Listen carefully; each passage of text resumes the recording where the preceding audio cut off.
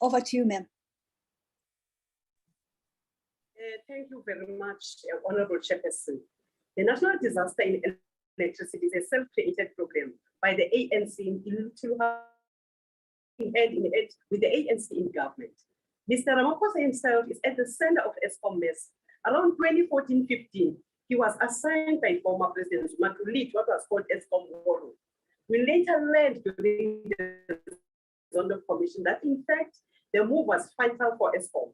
Mr. Molefe made sterling revelation about what can be characterized as Ramaphosa-Glen corruption. Mr. Molefe told us that Ramaphosa supported the exorbitant prices demanded by Glen, even at the risk of bankrupting Eskom. Mr. Molefe also revealed that Mr. Ramaphosa was Deputy President of the Republic. He was also a director of Glen Corp. It is curious why Zondo omitted the entire chapter in this report. In the recent answering affidavit of Arbitrator, the CEO of Eskom in the UTM case, more shocking corruption revelations are made.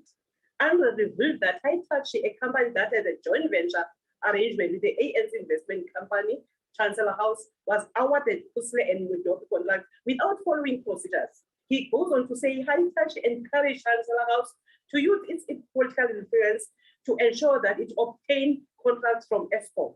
And Hitachi paid Chancellor House some dividends based on profits derived from the Medupi and Kusile contracts.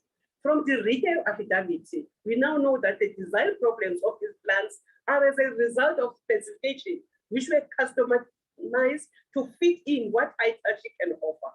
There is much more in the answering affidavit, including cutters that have been working with the ANC government. The country is suffering today because of the ANC shenanigans and some criminal syndicate.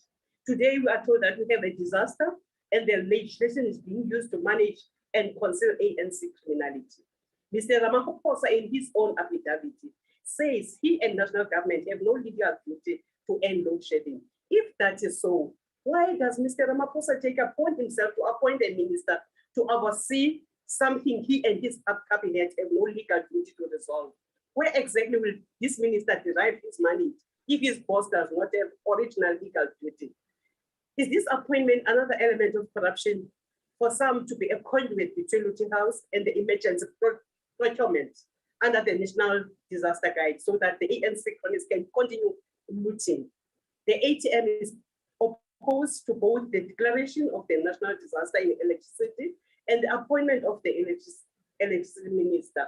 ATM rejects corruption no matter how well clothed it is. SA deserves better. I thank you, Chair.